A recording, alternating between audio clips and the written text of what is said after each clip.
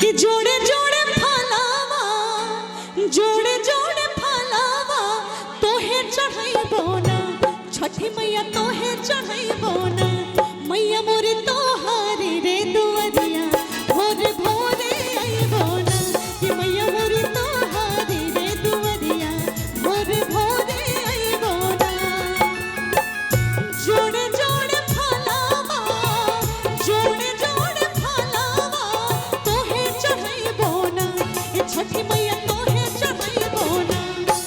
बोलिए छठी मैया की, बोलिए छठी मैया की। और जो छठी मैया के नाम पे ठुमका नहीं लगाया समझो उसने जीवन में कुछ नहीं पाया। छठिया मैया से तो बजावा ही है तो कहीं नहीं बजावा ही ना चाहिए कहीं नहीं कि छठी मैया तोहे चढ़ाइबो।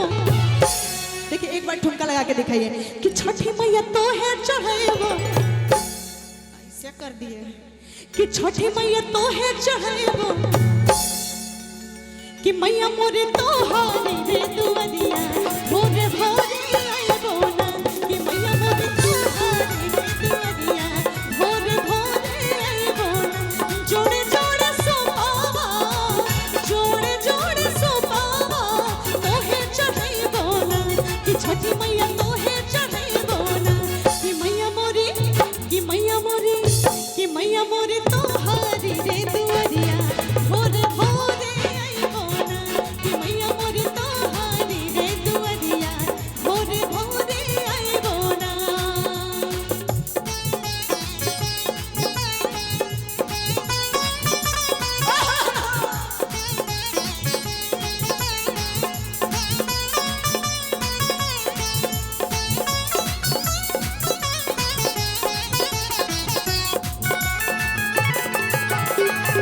बोलिए छठी मैया की।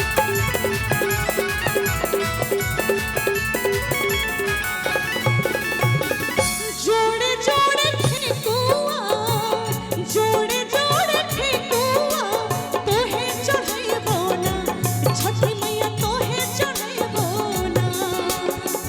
जोड़े जोड़े ठेकुआ जोड़े जोड़े ठेकुआ तोहे चढ़ाइबो ना ए छठी मैया तोहे चढ़ाइबो ना कि मैया मोरे तोहारी रे दुआरिया भोरे भोरे आइबो ना कि मैया मोरे तोहारी रे दुआरिया भोरे भोरे आइबो ना।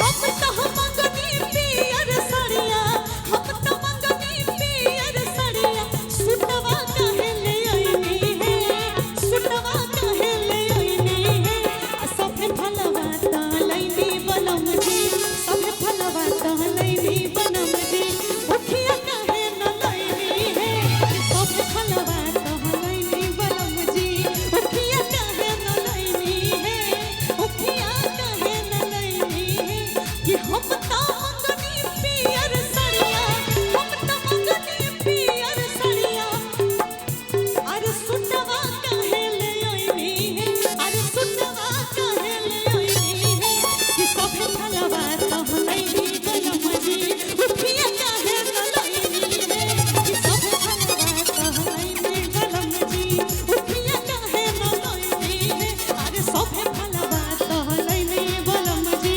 उठिया काहे न लैनी है सभे फलवा त लैनी बनम जी उठिया काहे न लैनी है सभे फलवा त लैनी बनम जी उठिया काहे न लैनी है सभे फलवा त लैनी।